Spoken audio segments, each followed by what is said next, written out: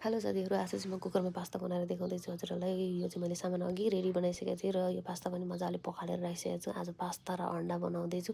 अन्डा पनि मैले टक्क लाएर कुकरमै बनाएँ। म चाहिँ अलि अल्छी छु, त्यही भएर कुकरमै बनाएँ। अल्छी लाग्यो बेला कतिवटा भाँडा माझ्नु भनेर टक्क कुकरमा बनाएँ। कुकरमा बनाइसकेपछि अन्डा पाकिसकेपछि मैले यसमा लसुन र प्याज राखेँ। लसुन र प्याज चाहिँ मैले अघि नै रेडी बनाएर राखेको थिएँ। त्यो लसुन र प्याज राखेँ र लसुन र प्याज राखिसकेपछि मैले चाहिँ यसलाई टक्क लाएर चलाएँ।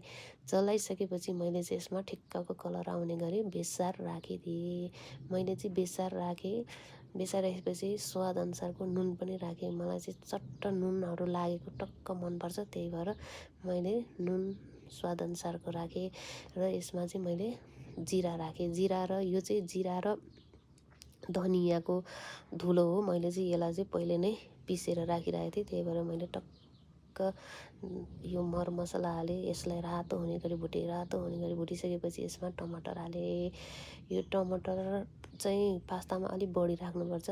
पास्तामा चाहिँ टमाटर अलिक बढी राख्यो भने अलिक टेस्टी हुन्छ, मिठो हुन्छ। त्यही भएर चाहिँ मैले टमाटर पनि अलिक बढी नै राखेँ। यो टमाटर चाहिँ नपाकुन्जेलसम्म मजाले मरमसला र टमाटर नपाकुन्जेलसम्म मजाले यसलाई चाहिँ ढकनले छोपेर राख्नुपर्छ। मैले चाहिँ यसलाई अब टक्क लाएर ढकनले छोपेर राखेँ। यो मजाले पाक्छ। यो चाहिँ मैले अघि कुकरमा पकाएको अन्डा, मरमसला र टमाटर मजाले पाक्यो। यो पाकिसकेपछि मैले यसमा चाहिँ थोरै सोया सस राखेँ। सोया सस चाहिँ कलर आउँछ, पास्ताको राम्रो कलर आउँछ भनेर राखेको हो। मेरो चाहिँ कस्तो हात कामेको साथीहरू, त्यो सोया सस राख्दाखेरि किन धेरै पर्छ भनेर डढाएर। अनि त्यसपछि यो मैले चाहिँ पास्ता राखेँ। यो अघि नै धोएर राखेको पास्ता हो। यसलाई चाहिँ नउसिनिकनलाई बनाउन लागेको हो। नउसिनिकनको पास्ता हो। यसलाई चाहिँ मजाले चलाएपछि चाहिँ टक्क लाएर यसमा मैले थोरै साग पनि राखेँ। मलाई चाहिँ साग एकदमै मनपर्छ, त्यही भएर मैले साग पनि राखेँ। र यसमा थोरै पानी हालेँ। यो ठिक्कको पानी हाल्नुपर्छ। यो पाक्ने हिसाबले पानी हाल्नुपर्छ। पानी हालेपछि ढक्कन लगाइदिएँ। ढक्कन लगाएपछि यसलाई 3 सिटी हालेँ।